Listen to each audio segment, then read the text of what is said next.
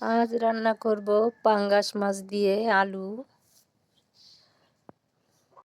ধুয়ে কুটে নিয়েছি, এখন লবণ এবং হলুদের গুঁড়ো দিয়ে মেখে নিব। আলু লবণ হলুদ দিয়ে মেখে নিব।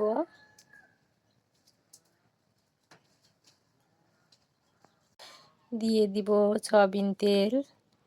মেখে রাখা মাছ আমি লাল লাল করে ভেজে নিব।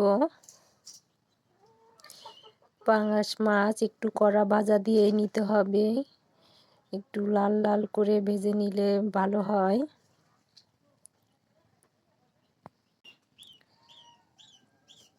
ভাজা হয়ে গেছে, এখন তুলে নিব। এবারে আলু হলুদ লবণ দিয়ে মেখে রাখা ভেজে নিব।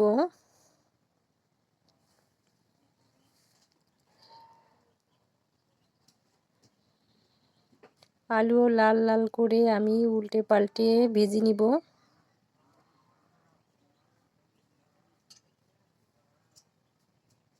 বন্ধুরা, আমি মাত্র 2 পিস মাছ ভেজেছি, কারণ আমি পাঙ্গাস মাছ খাই না, তাই বেশি রান্না করলে কে খাবে, এজন্য 2 পিস মাছ দিয়ে আমি রান্না করব। তো দেখেন, সুন্দর লাল লাল করে ভেজে নিয়েছি। এবারে সাদা তেল দিয়ে পেঁয়াজ রসুন বাটা মরিচ ফালি দিয়ে ভেজে নিব কিছুক্ষণ।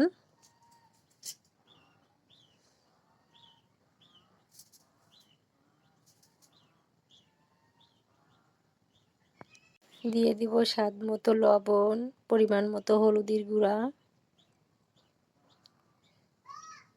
তো আরেকটু নেড়ে চেড়ে আমি দিয়ে দিব মরিচের গুঁড়া।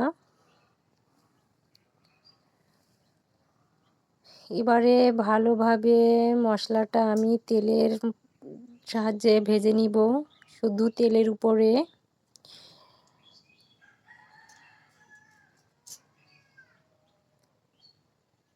তো ভাজা ভাজা হয়ে আসলে আমি সামান্য পানি দিয়ে মশলাটা আবারও কষিয়ে নিব।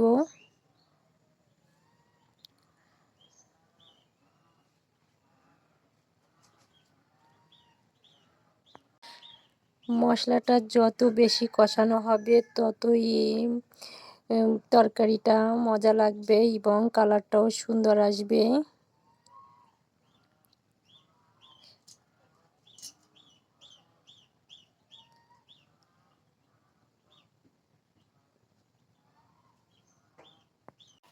তো মশলাটা কষিয়ে আমি ভেজে রাখা আলুগুলো দিয়ে একটু মশলা মিশিয়ে নিব।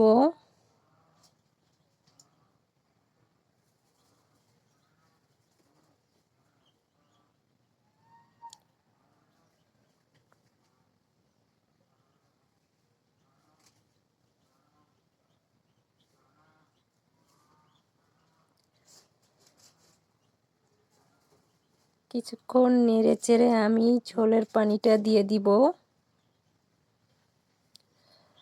তো বন্ধুরা, ভিডিওটা যদি ভালো লাগে তাহলে অবশ্যই আমার পাশে থাকবেন, লাইক কমেন্টস এবং সাবস্ক্রাইব করে দিবেন। ঝোলে উতল আসলে আমি মাছ দুটো দিয়ে ঢেকে দিব। ঢাকনা উঠিয়ে নেড়ে চেড়ে নিব। তো রান্না হয়ে এসেছে, আমি ধনেপাতা দিয়ে 1 মিনিট ঢেকে দিয়ে রাখবো।